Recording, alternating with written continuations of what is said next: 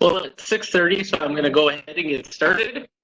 I realize there might be people that are still coming in, but I want to make sure to respect everyone's time.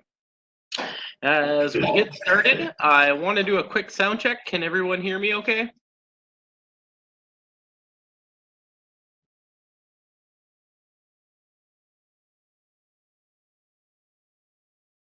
Perfect. Seeing that I got a lot of responses for yes, so I'm guessing you guys could hear me and see the PowerPoint okay. So it looks like we're in great shape. So as I said, for most of you guys, just please make sure to mute your microphones. It does help cut down on the background noise. And then you guys could unmute it at any time that you want to either ask a question or I might ask you to respond to something. Well, good evening, everyone, and welcome to our last Module 5 live session. This is an overview of tonight's agenda for this live session. We will start out with introductions. I know most of you guys know each other now, just from multiple live sessions and this discussion on the discussion forum. We'll go over live classroom expectations, important reminders. We'll have time to check in, and we'll discuss this week's lesson plan, part 4, and then go over some information from this week's reading in chapter 8. And then we will close with time for you guys to ask any questions you may have. For some odd reason, if I don't know the answer and I have to look at the course content, I will make sure to email you specifically what you ask if I can't find the answer right away.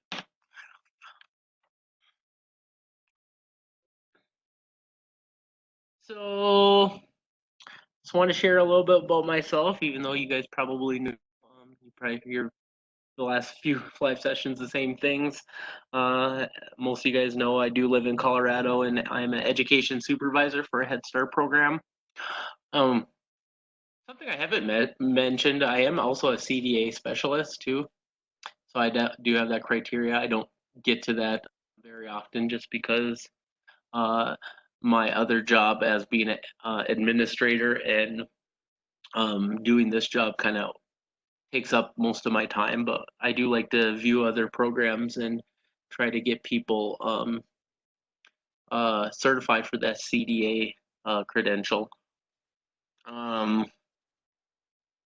So, and my favorite book, it varies from time to time. Kind of depends on what my daughter wants to read.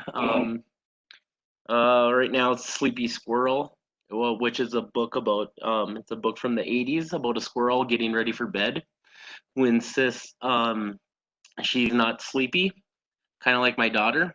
She acts all crazy at night and says she's not sleepy, but when she actually sits down and reads a book, she's almost ready to fall asleep. So yeah. Anyways, just I would like you guys to. I know a lot of you guys like to use the chat. I challenge you guys to speak, unmute your microphone, and actually talk. Just helps the communication go a little bit more smoothly instead of me reading what the chat or what everything is and then responding back. Thank you, guys.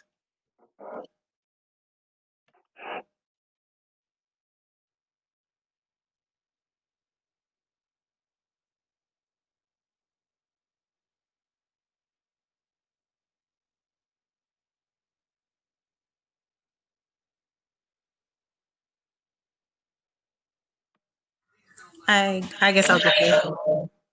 My name is Amber Evans, and I am from the Bronx, New York City. Right now, my favorite book is Brown Bear, Brown Bear. I am a current preschool assistant teacher, and the reason why this is my favorite book, it actually challenges my students in the classroom. I do have a child who is is hard of hearing, but they acknowledge that they know the book. They hear what their friends are saying. They go off of their friends. They read their friends' lips, and they also sing along. So it's their favorite book to point it out, the colors, and to get their motor skills and their verbal skills going and working more. So as right now, Brown Bear is one of my favorite children books. Awesome. Thanks for sharing, Amber. I know a couple people's microphones don't work, so Keela said that her her favorite book is Everyone Poops. She has a lot of potty training little ones right now. That's a good one. Then there's a lot more other coming in. Wow. Mindy said that her favorite book is children books, Miss Nelson books, or Adelia books. Um, really, guys, all your microphones aren't working. Hi, mine is working. Okay, great. Hi, good evening. I hope all you guys are doing well. My name is Fortune. I live in Boston. My favorite childhood books are basically all the Dr. Seuss books. I think they were just fun and like especially green eggs and ham. That's one of my favorites. I did a lot of activities with those. I think that's would be one of my favorites, I would say. Thanks for sharing, Fortune. I really like. Well, I'm gonna say I have 90% of the Dr. Seuss books. I do too, especially with my nieces and nephews. That's all I have to buy for them. Even the old ones that I don't know if children really should read, but yeah. Yeah. Yeah, they're kind of funny. They are. Thanks for sharing. Thank you.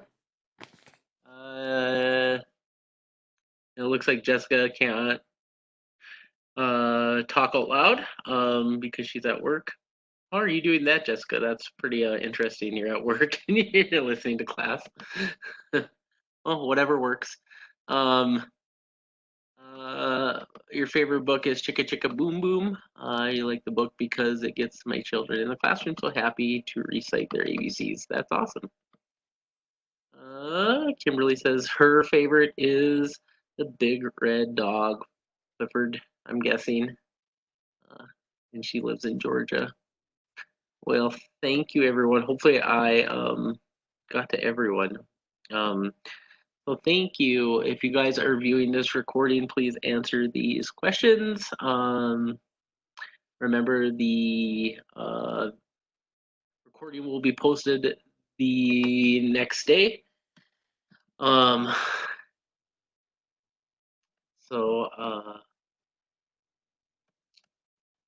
Yeah, if you are listening to this recording, please answer these questions in paragraph format.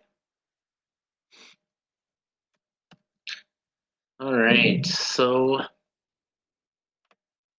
live classroom expectations. Most of you guys know the expectations for the live session, but I just want to go over it again quickly.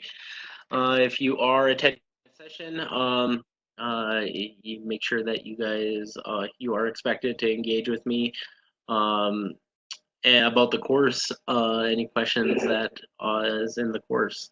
Basically, the purpose of the live session is for open dialogue, and like I said, questions are encouraged.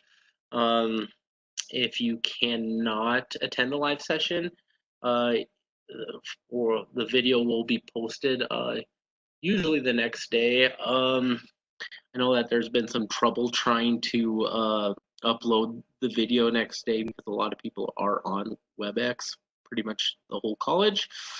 So, but I will let you know if I cannot get it up by tomorrow, which will be Wednesday, May 6th. Well, you must complete the live session quiz to earn credit. Please answer the questions that I asked the class during the presentation in order to receive full credit. If you are here and you are sharing and you're engaged in the conversation, I will manually put in full points for you guys. It's a lot easier just to be here at the live session just to earn that credit.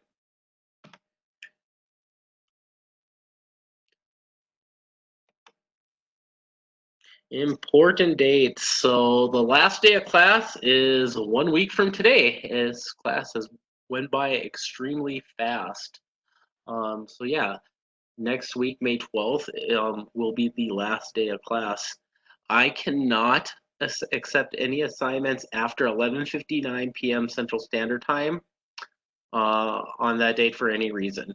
College won't let me. If I could, I would, but the college has pretty strict guidelines when it comes to the last day term. The Module 5 discussion initial post, which that will be due tonight, Tuesday, May 5th. And then the response, Module 5 discussion response is due Saturday, May 9th. Module 5 course project, lesson plan part 4, which I will go over tonight, is due Sunday, May 10th. And then you guys have been doing this pretty much every single week, the exploration assignment, and that is also due on Sunday, May 10th. Next week for Module 6 discussion, that is due Tuesday, May 12th. However, for that, there are no responses to peers or myself are required. And then you also have a Module 6 field experience report that is due on the last day of class, May 12th. So make sure you get that, write that in your calendars. So you have that available. So you guys could plan accordingly to these dates. So I just wanted to check in. Like checking in with everybody. How are things going as we are near the end of the course? Do you guys have any reactions from the last module? Any takeaways, any aha moments? Do you guys know your grade in the class right now? Yeah, open up for conversation. I'd like to hear from you guys.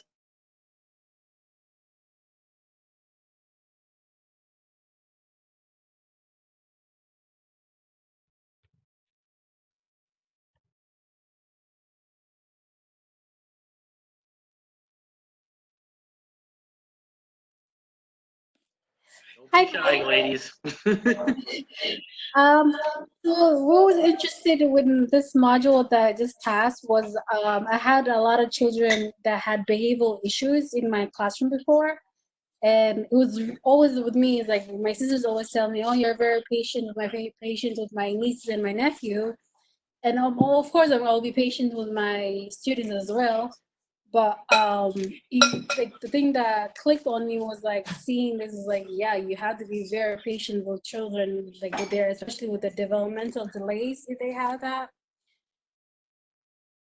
to be like patient and just basically focusing on their developmental, understand? So it was really interesting seeing all the videos and seeing all my peers' thoughts on their discussions.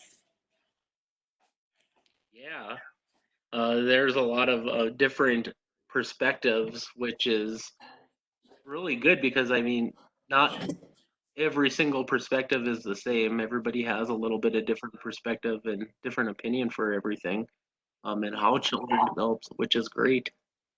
Yeah. Thank you guys for sharing your thoughts. It was really awesome reading all of it. Thanks, Fortune.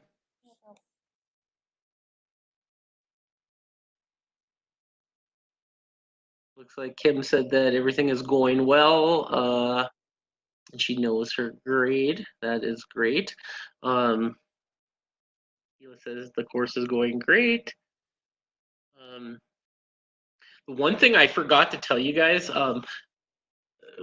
try to remember to take the survey. I think there's a mid survey and I think there might be an end of the course survey too.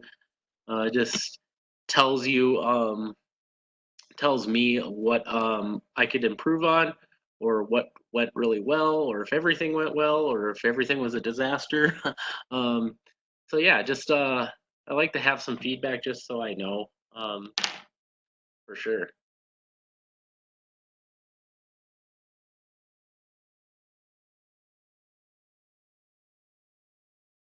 So Jessica said things are going well. This week was right on time with the behavior guidance. She had a child that was having a hard time this last week during the research about the behavior guidance, and I was able to respond differently to things. I also know my grade and read this announcements daily. Awesome.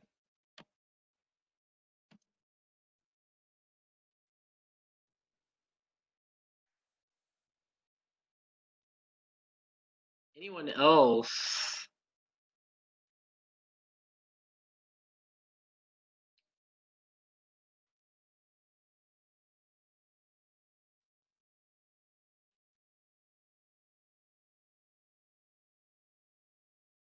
So if you are viewing this recording online, make sure that you answer these questions. And if you guys are having any barriers, please reach out to me. The course is only a week. There's only a week left, so I want to make sure that you guys get the best possible grades.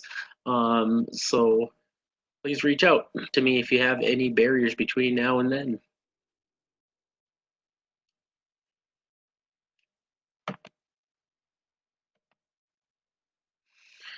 All right.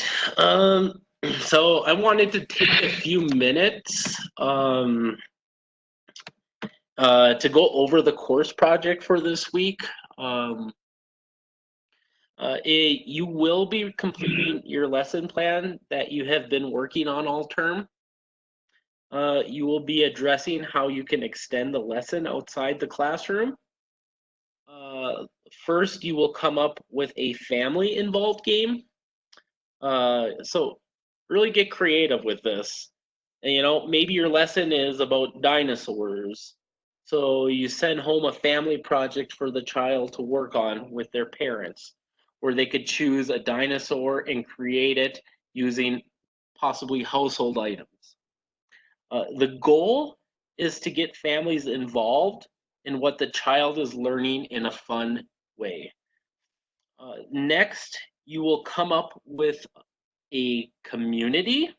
You'll come up with a community activity. This could be something for the community, like creating a little free library outside your school after a lesson in which the children created a all about me books.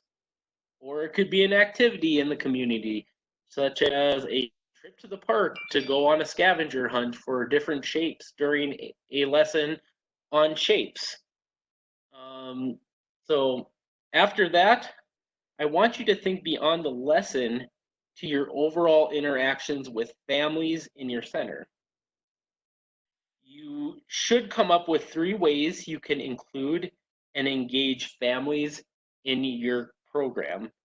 You may create a family wall outside each classroom to post a photo of each family and fun facts about them. Or you could host a family night at you're at the center where you provide dinner and play games, or have a chili cook-off. I used to have chili cook-offs, that's why I added that in there. I realize that some of these ideas are not an option right now in the midst of the COVID-19 virus, and that's okay. This, you know, the COVID-19 will not, we won't be living in quarantine forever, so it's okay to come up with ideas that you can use in the future. And then lastly, I want you to include at least 3 ideas on how you can support individual families. So when you do that, make sure to include details of how you will implement your ideas. For example, don't just say hold parent-teacher conferences. Give ideas on how you can create a welcoming environment and build trust with parents. Maybe you could create a portfolio of the child's work to display the child's abilities and strengths. Or perhaps you set up two tables right next to each other, one for you and the parents to sit and talk, and another for the child to sit at and play a quiet activity. I really want you to see and use your creativity on this assignment. Uh, these are not just ideas for an assignment, but hopefully ideas that you can implement in your classroom. And I really hope that these examples that I've given you and I've shared are helpful. If you do have any questions, please feel free to reach out to me on this. Did that make sense, class?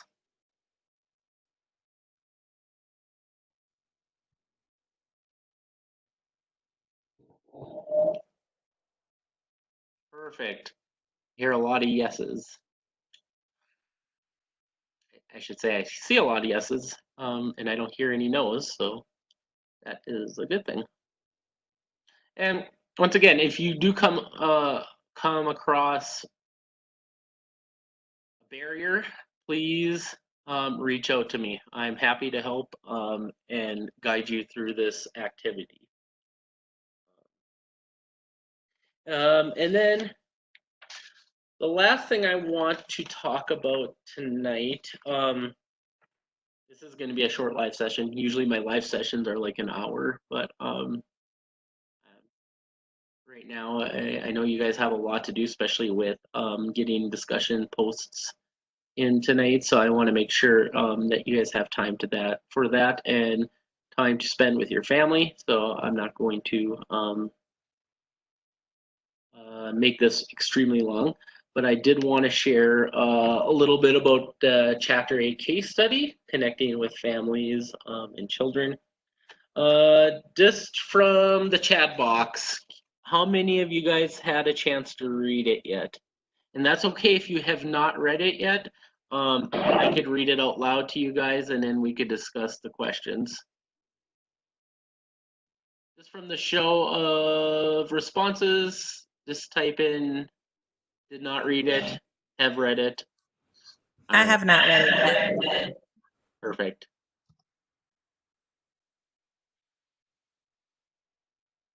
So it looks like the majority of you guys have not read it, and that's completely fine.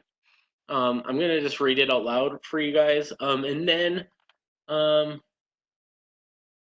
it looks like Keela has read it, but just for the majority, Keela, I am going to read it out loud, and then we could just talk about it a little bit, and then of course, if you are viewing this online, make sure, or viewing this recording, please answer these questions like your peers will. All right, so being a teen mother and single, it starts out like this. As I reflect back and move forward, there is no doubt that I was a troubled teen. Upon graduation from high school, I found out I was pregnant. What were my options? What would my life hold for my child and me? As a young Indigenous working class woman, would I become another casualty of societal inequities that would position my child to follow a path of poverty and disempowerment? Yes, I had a loving family, and yes, I had personal drive, but I didn't have wealth, racial, or gender privilege.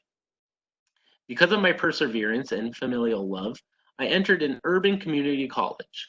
There, I met a faculty mentor who helped me empower myself. Without his belief in me, I may not have been able to believe in myself. My daughter was born at the end of my first year. I was worried about how I could continue school and care for my newborn. My mentor encouraged me to bring her to school when my family was unable to help. He would watch her in her office, in his office, as I attended class, I had an academic home. Now, not all my experiences were positive because I was a teenage mom. I was often talked down to, expected to do poorly academically, and it was assumed that I provided inadequate care for my child. For example, I was strongly encouraged by the college to attend parenting classes. Although I learned valuable information about the importance of play and had wonderful opportunities to learn songs and games with my child, I was also positioned as the quote unquote teenage mother, the quote unquote at risk parent. These educators failed to understand that my lived experiences gave me an incredible life tool. I was raised by a hardworking single mother and a loving family. My parental my parental funds of knowledge came from a loving community that cherished each child as a sacred gift. We might not have always been lavish with extravagant gifts, but we were always immersed in reflecting back, I realized how much I believe in the power of fierce hopefulness through mentorship and love. For me, the stereotypical portrayals of teen moms and societal inequities were what could have been my roadblocks. I urge all teachers and caregivers to examine their bias I can't say that word. Their biases about teen moms and the social issues that impact the lives of young mothers. Every mom, as well as every child, deserves empowering spaces where they can succeed. Now, having said that, connecting with families and children, what are your thoughts regarding the case study and how does your program connect with families and communities? I know in our program, we connect with families and communities in several different avenues because we are a federally funded program. We are Head Start, so there are several different ways that we are funded. Um, so we can have those strong contact with parents and in the community. We have at the end of the year, of course, this year we can't have it because of the COVID-19, but we have this end of the year celebration where we raffle off, each center in the program will raffle off these really extravagant gifts to these parents. It could be baseball tickets. It's just kind of a care package. There's a free food. It's a big literacy festival where the county, there's hundreds of thousands of people that come that we host. Unfortunately, we couldn't do that this year, but that is one of the ways that we reach the community and the families that we serve, especially the families that we serve. Obviously, since we're Head Start, are mostly low income families. So we really try to provide that stuff with families. We also have like programs, parent meetings, parenting classes to teach them how to deal with their children's behaviors. Our class is called Incredible Years, the Incredible Years program, which revolves around social emotional activities for the parents. And it's puppet based, which is really cool. I don't know if you know, but children really respond to puppets. My daughter, who is autistic, she really, connects to puppets when she has major meltdowns. It kind of seems like it really helps. I'm not really sure why. Haven't really done the research behind it of why that happens, but uh, so yeah, I mean, connecting with families and children. I mean, what are your guys' thoughts regarding the case study? I know one thing, if you don't get anything out of this, is you never know what somebody else is going through. You don't know their life circumstances. You don't know what's going on, and it's easy to be really judgmental. But I always step back and think, what are they really going through? Sometimes you just don't know the whole story, and it's easy to assume. So always have that in the back of your mind. It's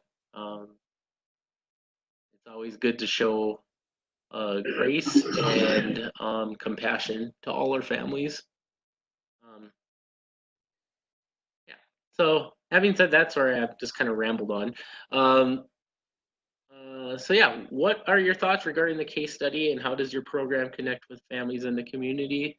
Mindy has shared that they provide after-school care and have many resources to help any family and every family with food and clothing.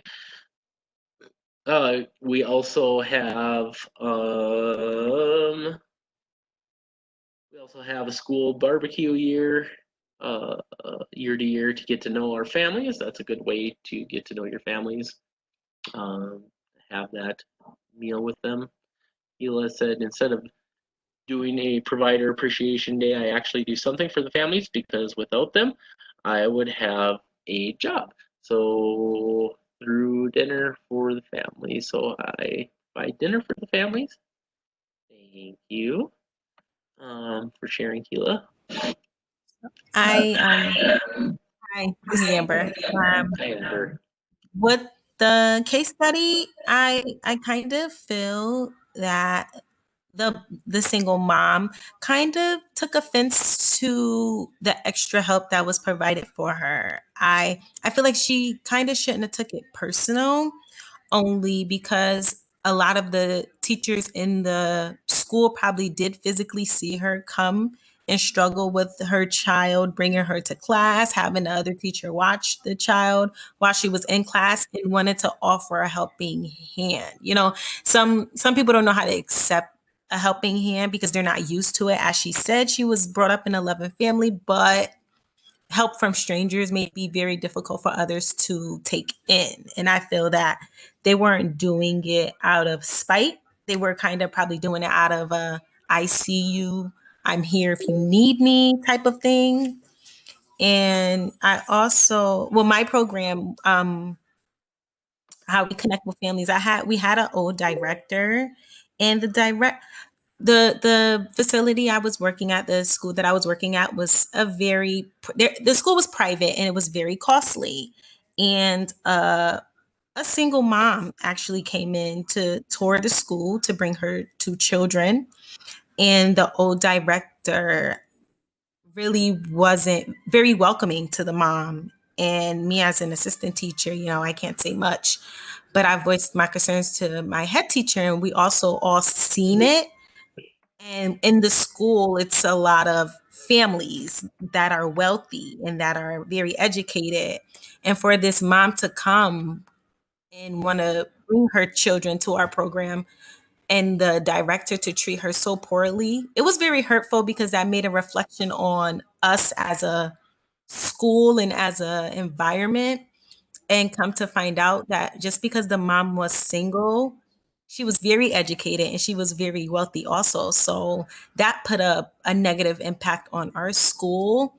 No, the director's no longer with us, but I feel that our program had actually thrived from that incident happening, and we decided to connect with the families and connect with the children on a more personal level from that experience. Yeah, well, thank you for sharing. I really think that it's easy to judge a book by its cover. Um, but in all honesty, like you said, you don't know the whole story, you don't know the whole picture. And, they didn't know that how smart she was. And with the case study, yes, I agree that there might have been some sense of pride. Maybe that's why she had that chip on her shoulder attitude.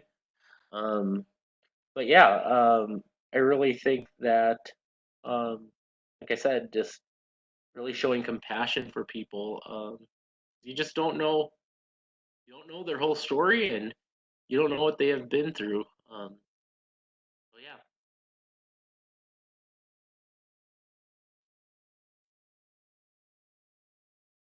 Thanks for sharing, Amber. I just wanted to add on one thing. Um, in our school, our center actually, we have something called baby shower. Even though it's a backup, we have something called a baby shower where we let the family who come there and new family or new clients who come there, that we should give them like breakfast, to have them tour the center, and do a raffle, and then do this raffle box with gifts, and then whoever wins that raffle wins it and like takes it home. And that's the good way like to connect with new families or old families who usually come to our center. Um, Sometimes they don't, since we're a backup, sometimes a lot of people don't come. But this year we were supposed to do it, but since this whole thing, the pandemic that's happening, we were unable to do it. But that's what we usually do, and to connect with families and stuff, which is amazing. That's a really neat idea. Yeah. Thank you for sharing, Fortune. Sure. Looks like Jessica said that in the chat, her school has an open door policy with families. They have a big carnival every year that is open to the community. We also have booths and different things to raise money to send to families that is less fortunate within the center. That is great to hear. Thank you, Jessica, for sharing. Oh.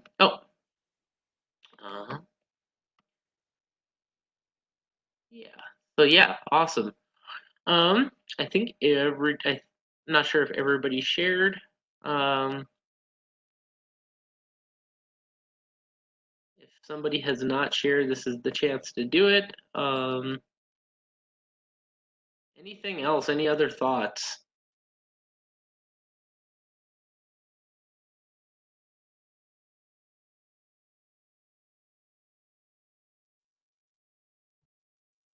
I hear silence.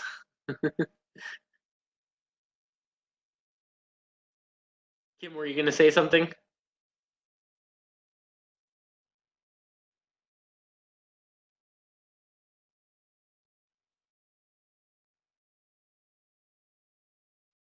Okay. So yeah, oh,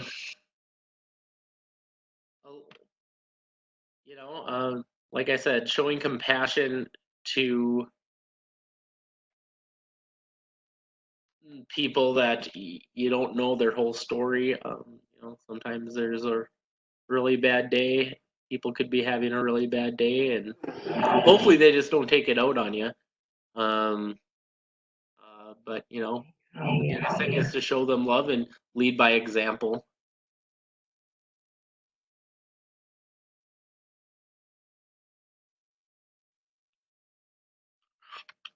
All right.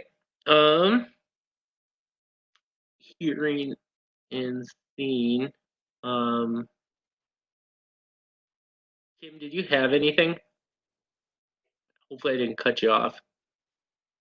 No worries if you didn't. So yeah, if you are viewing this online, please answer these questions. And that pretty much wraps it up, ladies. Feel free to ask any questions about the information from the session, course assignments, or anything else. If you guys have any questions, feel free to reach out to me between now and the end of the term. Really enjoyed working with all you guys. And let me know if you guys need anything. I'm always here and happy to help you guys through your adventure and through your academic career here in with Rasmussen College. So just shoot me off email if you need anything. Give me a text, give me a call. I'm here to help. Now I just would like you guys, if you guys don't have anything, just write your first name and have a great night and stay safe and healthy.